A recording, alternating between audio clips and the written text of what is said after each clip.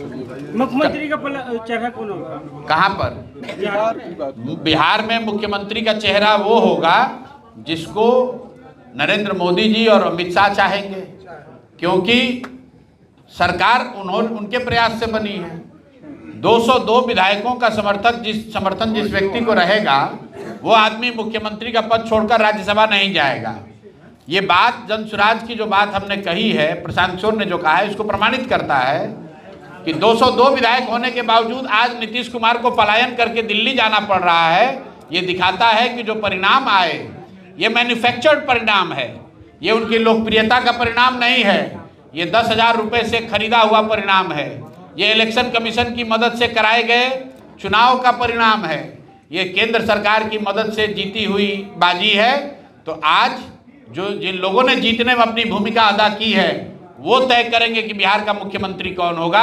लेकिन इतना मैं आपको जरूर बता दूं कि मुख्यमंत्री चाहे जो भी बने, अब उसकी प्राथमिकता गुजरात होगी, उसकी प्राथमिकता बिहार नहीं होगी। उसकी प्राथमिकता ये होगी कि गुजरात के फैक्ट्रियों में, सूरत में, वापी में, जामनगर में जो लाखों बच्चे बिहार के काम कर रहे हैं, उन फैक्ट्रियों में 10-12 हज़ार रुपये में काम करने वाले नौजवानों की संख्या कम न पड़े। उसकी प्राथमिकता ये नहीं होगी कि गुजरात के 15 लाख 20 लाख जो श्रमिक हैं बिहार के, जो गुजरात में काम कर रहे हैं, वो आके बिहार में काम करने लगे। पहली बार ऐसा होगा कि बिहार को कोई ऐसा व्यक्ति चला रहा होगा जिसकी प्राथमिकता गुजरात का विकास होगा।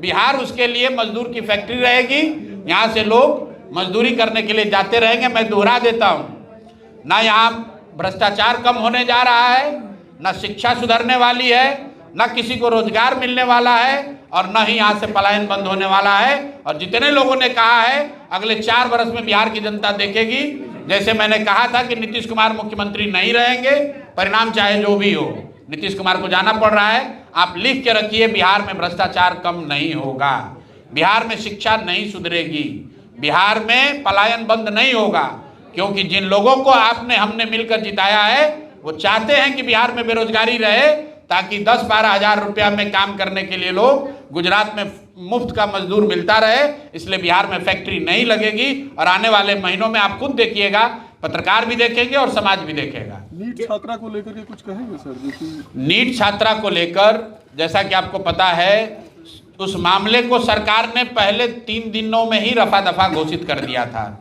ये पहली बार जनसुराज ने, प्रशांत किशोर ने जब आवाज़ उठाई, जब मैं उस छात्रा के घर पे गया तब सरकार की आंख खुली, तब सरकार ने SIT बनाया। जब हम लोगों ने SSP पर दबाव बनाया तब वहाँ पर जितने थाना से जुड़े हुए पदाधिकारी थे उनको बर्खास्त किया गया। अभी CBI उसकी जांच कर रही है। जहाँ तक अभी हम लोग का अपना अनुभव है जो दिख रहा है, निश्चित इतना तो सरकार ने भी माना है कि कुछ न कुछ उस लड़की के साथ बड़ी दुर्घटना हुई है। उसके रेप की बात उसके पोस्टमार्टम में आया है। मर्डर हुआ है या आत्महत्या हुआ है, मेरे पास उसका कोई प्रमाण नहीं है, लेकिन हर हालत में उस बच्ची के साथ बहुत बड़ी दुर्घटना हुई है, उसके साथ इंसाफ होना चाहिए। CBI जांच कर रही है।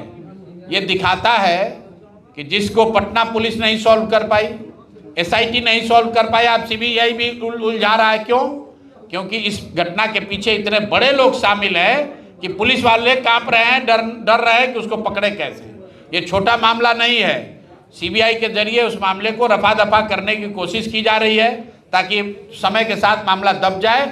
लेकिन मैं आपको पहले भी मैंने कहा और यहाँ दोहरा देता हूँ, जब तक जनसुराज बिहार में है उस छात्रा के साथ इंसाफ होगा। CBI का रिपोर्ट आने दीजिए, अगर उसमें कमी पाई गई, उसमें अगर कोई दिक्कत रही, परिवार को संतुष्टि नहीं हुई, समाज उससे संतुष्ट नहीं हुआ, तो जनसुराज पूरी ताकत से उस लड़की के साथ इंसाफ के लिए खड़ा रहेगा।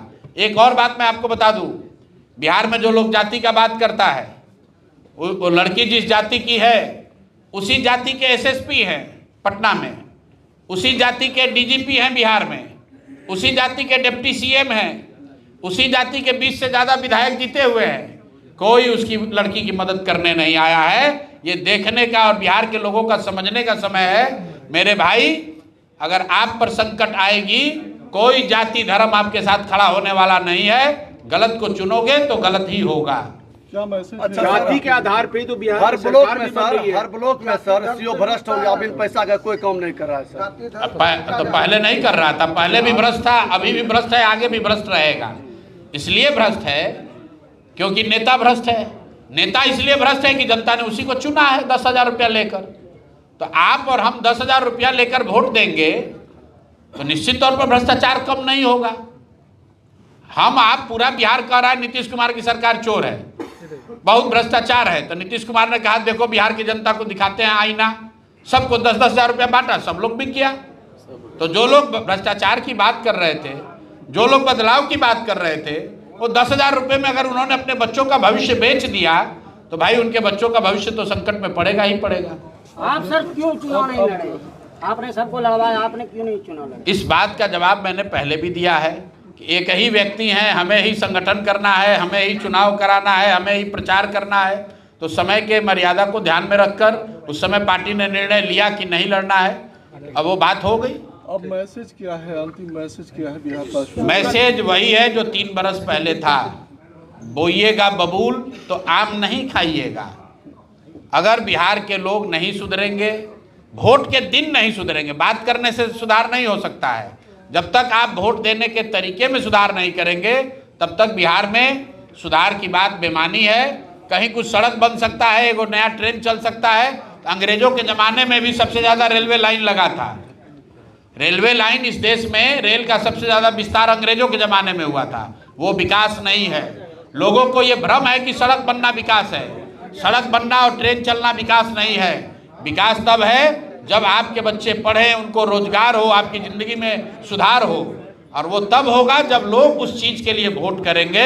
लोग जब तक 5 किलो अनाज के लिए, हिंदू मुसलमान के लिए, अगड़े पिछड़े के लिए वोट करेंगे, 5,000 10,000 रुपये के लिए वोट करेंगे, तब तक कोई आमूल चूल परिवर्तन की बात, बदलाव की बात करना बेमानी है। एक बार फिर पूछ रहे थे।